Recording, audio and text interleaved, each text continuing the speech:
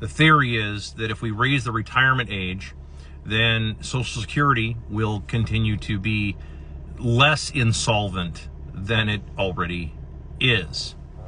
All right, your money is debt-based anyway, and this idea that we want to keep inflation going at the very top, but we don't want inflation to go to the bottom, this is effectively that two-tier kind of caste system that the U.S. has really turned into, unfortunately. And people have allowed this to happen. Americans have allowed all of this to happen over the course of several years.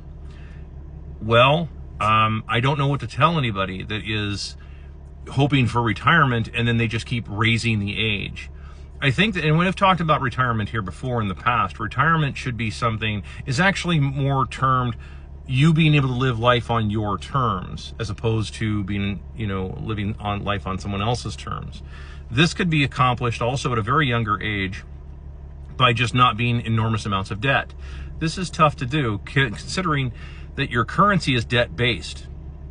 Since the US dollar itself is a debt-based currency, you are fundamentally always theoretically in debt.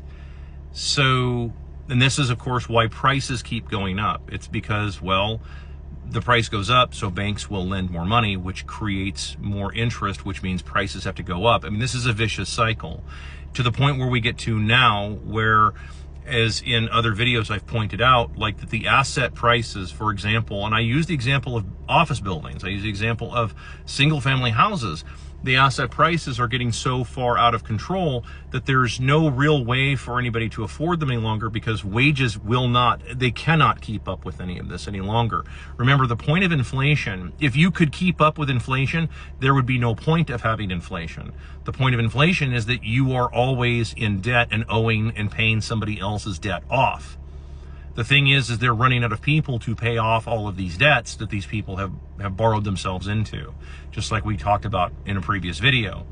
When the theory is that if you're a rich person, you borrow all this money and you buy all these buildings or assets, and then the assets make money, but the assets no longer make any money because there isn't enough market to support any of that. So this is the same thing with Social Security. This is the same thing with retirement. There isn't enough money to support all of this. So this is a giant game of musical chairs. That's really all it is that how many hundreds of millions of Americans are going to be left without a chair when the music stops? Well, the music is already slowing. It's already slowed quite a bit, in fact. It's about to stop. And there's going to be a lot of people wondering what happened. Well, I'm trying to explain. I've got hundreds of videos of me trying to explain, and I cover the waterfront of topics. I cover just about everything at one point or time or another. And I'm just telling you that, yes, as this continues, unfortunately, there's going to be a lot of people trying to figure out, well, how do I retire? Or how do I live life on my own terms? I would suggest that look at it this way. If you owned your house, you owned your car, you owned your life, you owned everything outright, then you can kind of live life on your terms. The system doesn't want that.